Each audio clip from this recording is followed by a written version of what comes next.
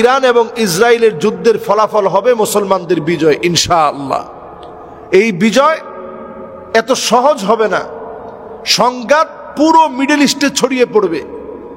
ইসরায়েলের যারা বন্ধু আছে তাদের সঙ্গেও সংঘাত হবে এবং এই সংঘাত তৃতীয় বিশ্বযুদ্ধের দিকে চলে যাবে। সারা পৃথিবী মোড় নীতি নিতে পারমাণবিক শক্তি, ইলেকট্রন, প্রোটন এবং নিউটনের শক্তি সক্রিয় হয়ে পৃথিবী তৃতীয় বিশ্বযুদ্ধের দিকে মোড় নিবে। পারমাণবিক একটা বিস্ফোরণের জন্য পৃথিবী অপেক্ষমান থাকবে। মুসলমানদের বিজয়টা অনেক কঠিন।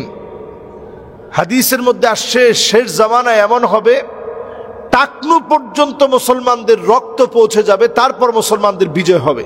আল্লাহ রাব্বুল আলামিন কোরআনুল কারীমে পরিষ্কার জানিয়ে দিয়েছেন, নাসরুম মিনাল্লাহি ওয়া ফাতহুন করিব।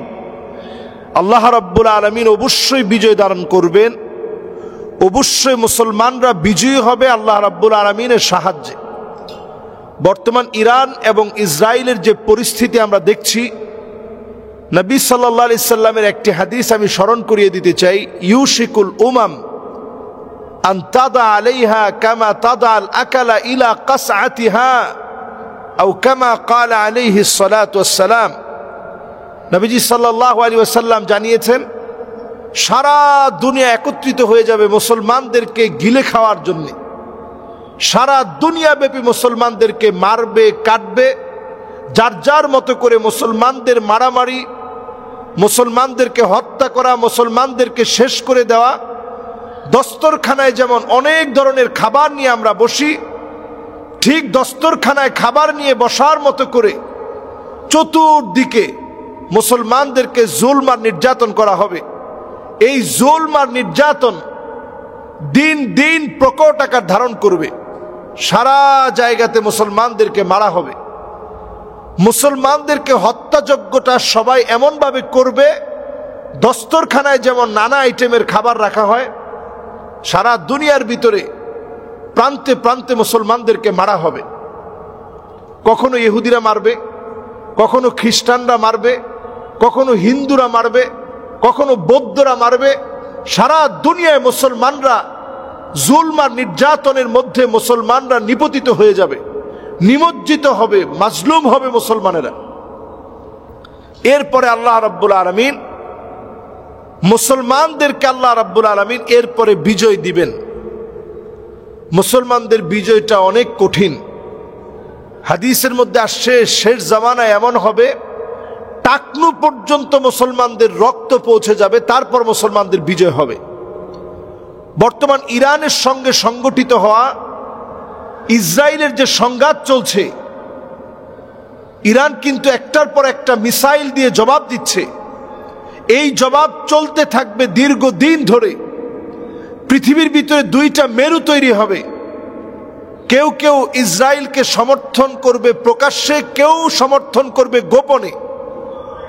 এবং এই সমর্থনটা হতে হতে এমন অবস্থা হবে সারা দুনিয়ার ভিতরে একটা সংঘাতের রূপ নেবে এবং এই সংঘাত তৃতীয় বিশ্বযুদ্ধের দিকে চলে যাবে। সারা পৃথিবী মোড় নীতি নিতে পারমাণবিক শক্তি, ইলেকট্রন, প্রোটন এবং নিউটনের শক্তি সক্রিয় হয়ে পৃথিবী তৃতীয় বিশ্বযুদ্ধের দিকে মোড় নিবে। পারমাণবিক একটা বিস্ফোরণের জন্য পৃথিবী অপেক্ষমান থাকবে। বর্তমান এই ইরান এবং ইসরায়েলের সংঘাত সেটা আমাদেরকে স্মরণ করিয়ে দিচ্ছে।